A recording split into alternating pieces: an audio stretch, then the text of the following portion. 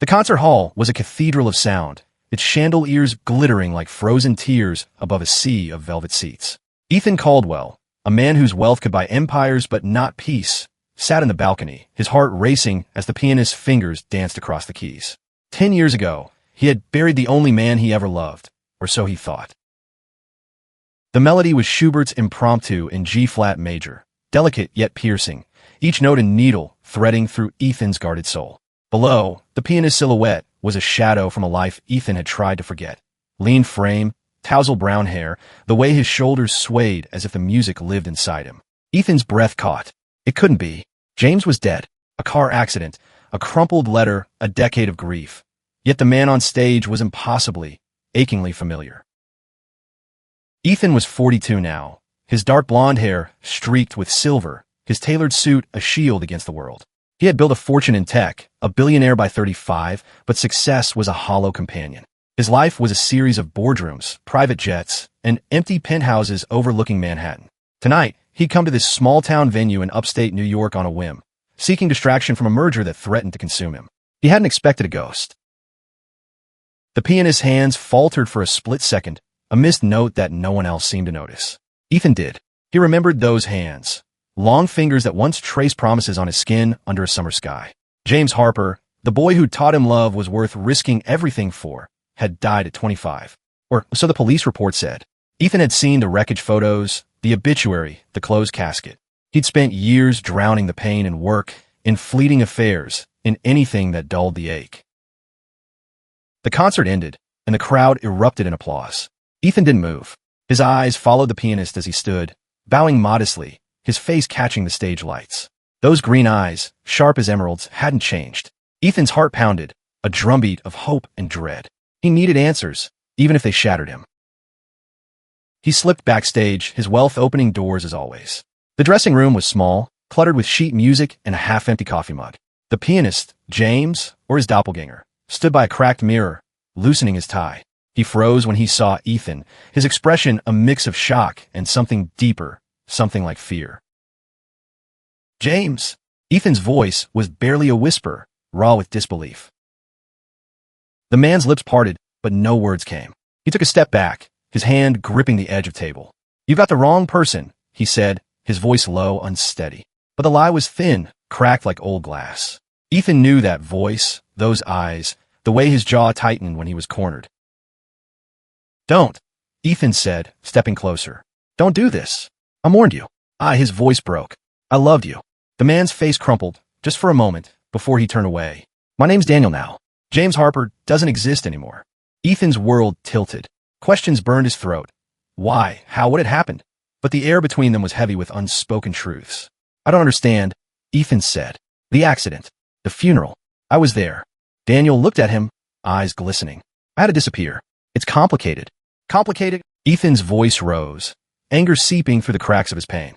"You let me think you were dead for 10 years. Do you know what that did to me?" "I didn't have a choice," Daniel snapped, then softened, his shoulders slumping. "Ethan, I'm sorry. I never wanted to hurt you." The room felt too small, the walls closing in. Ethan wanted to shake him, to hold him, to demand answers. Instead, he stood frozen, caught between the man he'd lost and the stranger before him. The past rushed back. Lazy afternoons in their college dorm, stolen kisses in Central Park, the night James proposed they run away together, defying their family's expectations. Ethan's parents, old money conservatives, had called their love a sin. James's father, a pastor, had threatened to disown him. They'd planned to build a life anyway, until the accident stole it all. "Why?" Ethan finally asked, his voice barely above a whisper. "Why did you leave me?" Daniel's eyes darted to the door, as if expecting someone to burst in. "It wasn't just about us. There were threats. People who wanted me gone. I had to protect you." "Protect me?" Ethan laughed bitterly. "You broke me." Daniel reached out, then stopped, his hand hovering in the air. "I never stopped loving you," he said softly. "But I can't explain now. Not here." "Then where?" Ethan demanded. "When?" Daniel hesitated, then scribbled an address on a piece of sheet music. "Meet me tomorrow. Midnight. Alone." He pressed the paper into Ethan's hand, their fingers brushing for the first time in a decade. The touch was electric, a spark that burned through Ethan's defenses. "Don't disappear again," Ethan said, his voice thick with emotion. Daniel's smile was sad, fleeting. "I'll try not to." Ethan left the dressing room. The paper crumpled in his fist. Outside, the night air was crisp, the stars sharp above the quiet town. He didn't know what to believe, but one thing was certain: James, or Daniel, was alive, and Ethan would fight to uncover the truth, no matter the cost. The address led Ethan to a secluded park on the edge of town, where moonlight spilled over a still lake, reflecting the silhouettes of ancient oaks. He arrived early, his Bentley parked discreetly under a willow, his heart a tangle of anticipation and dread. The crumpled sheet music sat in his pocket, a fragile tether to the man he'd thought was gone forever. At midnight, Daniel appeared, his figure cutting through the mist like a memory made flesh. He wore a worn leather jacket, his hands shoved deep in his pockets, his green eyes scanning the darkness. Ethan stepped forward, the gravel crunching under his shoes, and for a moment, they just stared, the weight of 10 years hanging between them. "I didn't think you'd come," Daniel said, his voice soft but guarded. "I didn't think you were alive," Ethan shot back, though his tone lacked venom. He wanted answers, not a fight. "Tell me what happened." Daniel glanced over his shoulder, as if the shadows might hold secrets. "Can we walk? It's safer." They move along the lake's edge, the water lapping gently, fireflies flickering like tiny beacons. Daniel's story came in fragments, each word heavy with regret. 10 years ago, he'd been a rising star at Juilliard, his talent drawing attention from all the wrong people. A powerful music producer, Victor Lang, had taken an interest in him, not just in his music, but in controlling him. When Daniel rejected Lang's advances, threats followed. Anonymous notes, slashed tires, a brick through his apartment window. Then came the ultimatum: disappear or lose everything, including Ethan. "I didn't know who to trust," Daniel said, his voice breaking. "Lang had connections, police, private investigators. He made it clear he could hurt you to get to me. Faking my death was the only way I could keep you safe." Ethan stopped walking, his fists clenched. "You should have told me. We could have fought him together." Daniel shook his head. "You were starting your company. You had everything to lose. I couldn't let him destroy you. So you destroyed me instead?" Ethan's voice cracked, the pain raw. "I spent years hating myself for not saving you." Daniel's eyes shimmered with unshed tears. "I thought I was doing the right thing. I didn't know it would haunt me every day." The confession hung in the air, heavy and unresolved. Ethan wanted to hate him, but all he felt was the ache of lost time. He reached out, his hand grazing Daniel's arm. "Why come back now? Why risk it?" Daniel's gaze softened. "I heard about your merger. Saw your name in the news. I needed to know you were okay." Ethan laughed, a hollow sound. "Okay, I've been numb for a decade. You were my reason, James, Daniel. Whatever you call yourself now. Daniel's just a name," he said quietly. "I'm still me. Still the idiot who loves you." The words hit Ethan like a wave, pulling him under. He stepped closer, their faces inches apart, the air charged with memory and longing. "Then why are we standing here, pretending we can walk away from this?" Before Daniel could answer, a twig snapped in the distance. He tensed, grabbing Ethan's arm. "We're not alone," he whispered. Ethan's pulse spiked. He followed Daniel's gaze to the tree line, where a shadow moved, too deliberate to be an animal. "Who's there?" Ethan called, his voice steady despite the fear curling in his gut. No answer. Daniel pulled him toward the path. "We need to go. Now."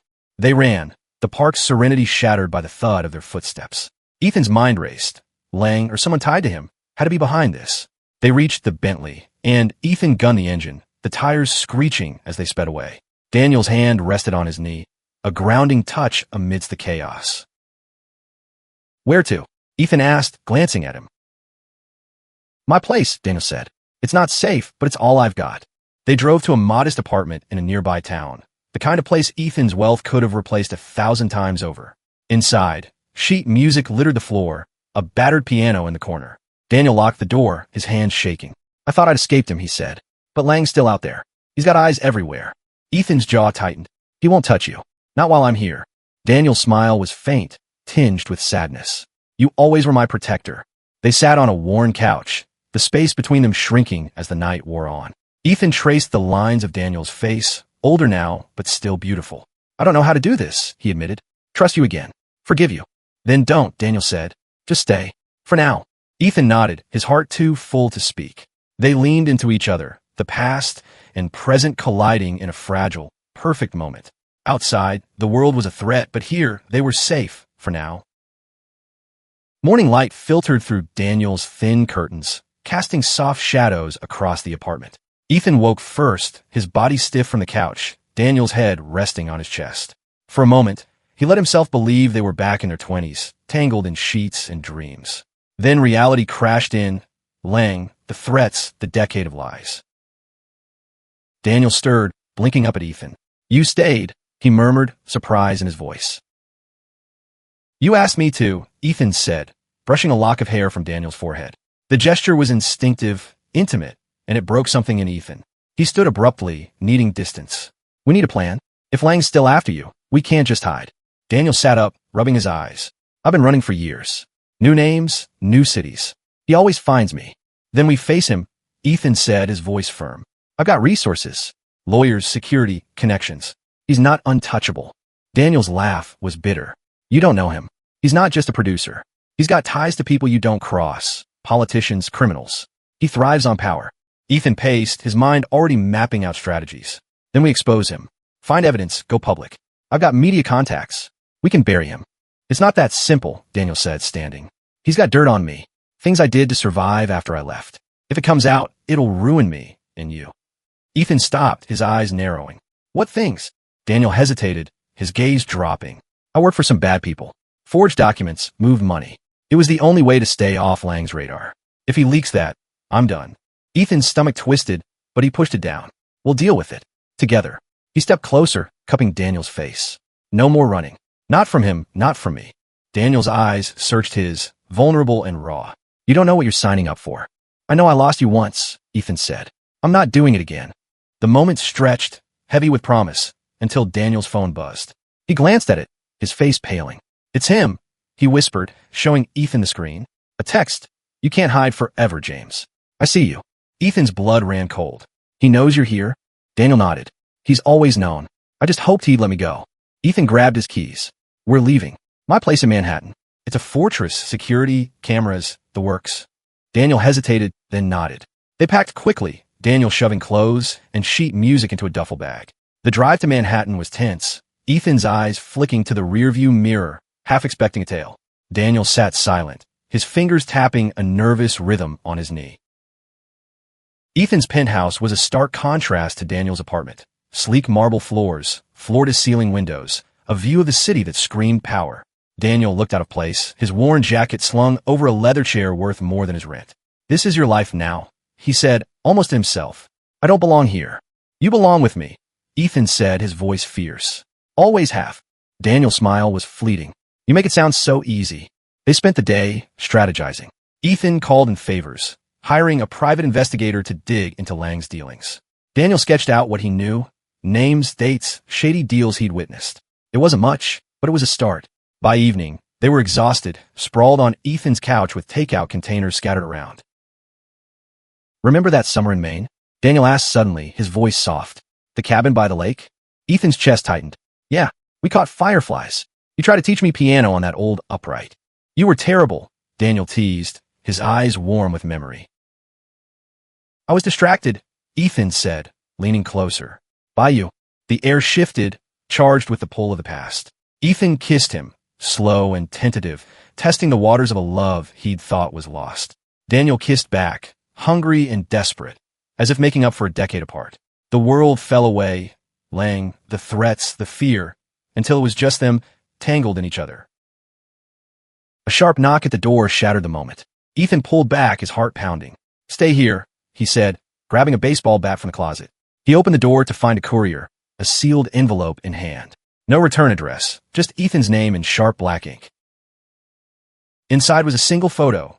Daniel, younger, bloodied and bruised, standing beside a man Ethan didn't recognize. A note was clipped to it. "Tell your boyfriend to back off, or this goes public." Daniel's face drained of color when he saw the photo. "That's from the night I disappeared," he whispered. "Lang's sending a message." Ethan crumpled the note, his jaw tight.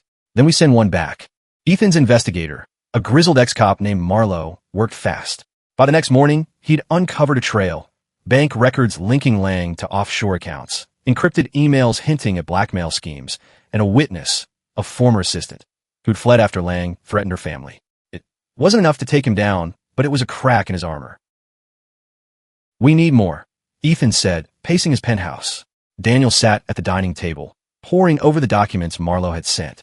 His hands shook slightly, the weight of his past pressing down. I know someone, Daniel said finally. An old contact from my less legal days. She might have something on Lang. Ethan raised an eyebrow. Can you trust her? Daniel's smile was grim. As much as you can trust anyone in that world. They met the contact, a woman named Lila, in a dive bar in Brooklyn. She was sharp-eyed, her blonde hair tucked under a baseball cap, her voice low and cautious. Lang's untouchable because he's careful, she said, sliding a USB drive across the table. But he's not perfect. This has recordings, conversations he thought were private. It's not enough to convict, but it'll scare him. Ethan pocketed the drive, his mind racing. Why help us? Lila glanced at Daniel. He saved my life once. I owe him. Back at the penthouse, they listened to the recordings. Lang's voice was unmistakable, cold, calculating, threatening a senator, a judge, even a rival producer. Ethan's stomach churned at the casual cruelty. This could ruin him, he said. Or us, Daniel warned. If we go public, he'll retaliate. That photo, he's got more where that came from. Ethan's jaw tightened. Then we don't go public. We use this to make it back off. They arranged a meeting through a burner phone, demanding Lang meet them at an abandoned warehouse in Jersey. Ethan's security team swept the place first, ensuring no traps. When Lang arrived, he was every bit the predator Daniel had described. Tall, impeccably dressed, his smile sharp as a blade. You've been busy, Caldwell, Lang said, his eyes flicking to Daniel. And you, James. Thought you'd learned your lesson. Ethan stepped forward, holding up the USB drive. We've got enough to bury you. Back off, or this goes to every news outlet in the country. Lang's smile didn't falter. You think I'm scared of a rich boy and his runaway lover? I've got insurance, photos, videos, documents. One call, and your precious pianist is finished. Daniel's face was pale, but he stood tall. I'm done running. You want to play dirty? I've got my own cards. Lang laughed, but there was a flicker of unease. You're bluffing. Try me, Daniel said, his voice steady. Ethan felt a surge of pride, but the tension was suffocating. He handed Lang a copy of the recordings. Leave us alone, or these go live. Your choice. Lang's eyes narrowed, weighing his options. Finally, he pocketed the drive. You're making a mistake. This isn't over. He turned and left, his footsteps echoing in the empty warehouse. Ethan exhaled, his heart pounding. Think he'll back off? For now, Daniel said, his voice heavy. But he's not done. They returned to the penthouse, the adrenaline fading into exhaustion. Ethan poured them both whiskey, the burn grounding him. We need to be ready, he said. If he comes for us, we fight. Daniel nodded, his hand finding Ethan's. Together, the next few days were a blur of planning. Marlowe dug deeper, uncovering more of Lang's network. Ethan's lawyers prepared contingencies, ready to counter any leaks. But the threat hung over them, a storm waiting to break. One night, as rain lashed the penthouse windows, Daniel sat at Ethan's grand piano, his fingers coaxing a soft melody from the keys. Ethan watched, mesmerized, the music weaving a fragile piece. I wrote this for you, Daniel said, his voice barely audible. After I left, it was the only way I could keep you close. Ethan's throat tightened. He sat beside Daniel, their shoulders brushing. Play it again, he said. The notes filled the room, a love letter in sound. Ethan closed his eyes, letting the music carry him back to their youth, to a time before pain and secrets. When the song ended, he kissed Daniel, slow and deep, pouring a decade of longing into it. I'm not letting you go again, Ethan whispered. Daniel's smile was bittersweet. You might not have a choice. Before Ethan could respond, his phone buzzed. A message from Marlowe. Lang's moving. Found a hitman. You're both targets. Ethan's blood ran cold. He showed Daniel the text, his mind already racing. We end this, he said. Now. Ethan's penthouse became a war room. Marlowe arrived with a laptop and a grim expression, laying out the evidence. A contract traced to Lang, hiring a hitman to neutralize Ethan and Daniel. The timeline was tight, 48 hours at most. Ethan's wealth bought them protection, armed guards, encrypted communications, a safe house upstate. But Ethan knew running wasn't enough. Lang had to be stopped for good. We go on the offensive, Ethan said, his voice steel. Leak the recordings, expose him. He'll be too busy saving himself to come after us. Daniel's eyes were dark with worry. It's risky. If he releases my past, then we own it, Ethan cut in. We tell the truth first. Your story, your strength, it's not something to be ashamed of. Daniel looked at him, a flicker of hope breaking through his fear. You really believe that? I believe in you, Ethan said, his hand squeezing Daniel's. Always have. They worked through the night, crafting a narrative with Ethan's PR team. Daniel wrote a raw, honest account of his years in hiding, the choices he'd made to survive, the love he'd never stopped carrying for Ethan. The recordings would back it up, exposing Lang's corruption. Ethan's media contacts were ready to amplify the story, ensuring it hit every major outlet simultaneously. At dawn, they pressed send. The story broke like a tidal wave, headlines screaming about Lang's crimes, Daniel's survival, their rekindled love. Social media erupted, the public captivated by the romance and drama. Ethan and Daniel stayed offline, holed up in the safe house, a rustic cabin surrounded by pine forests. The guards patrolled outside, but inside it was just them, the world held at bay. "You think it worked?" Daniel asked, curled against Ethan on a creaky sofa.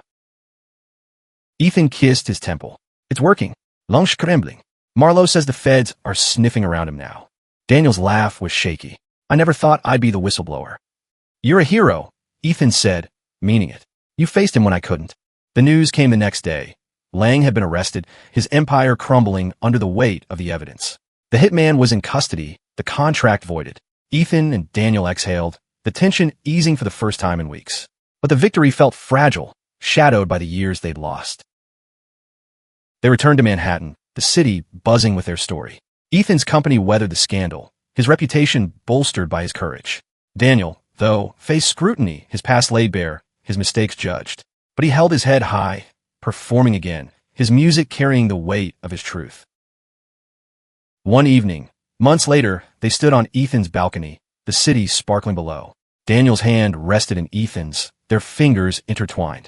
"I thought I'd never have this," Daniel said, his voice thick. "A life with you." Ethan pulled him close, his heart full. "We've got time now. All of it." The stars above were bright, a reminder of the night they'd reunited by the lake. Their love had survived loss, lies, and a decade of pain. It wasn't perfect, but it was theirs, hard-won, unbreakable, a testament to the power of second chances. As Daniel leaned into him, Ethan whispered, "Play me something tomorrow. Something new." Daniel smiled, his eyes shining. "For you? Always." Their story wasn't just a headline. It was a promise to fight, to forgive, to love fiercely in a world that tried to tear them apart. And as the city hummed below, they held each other, ready for whatever came next.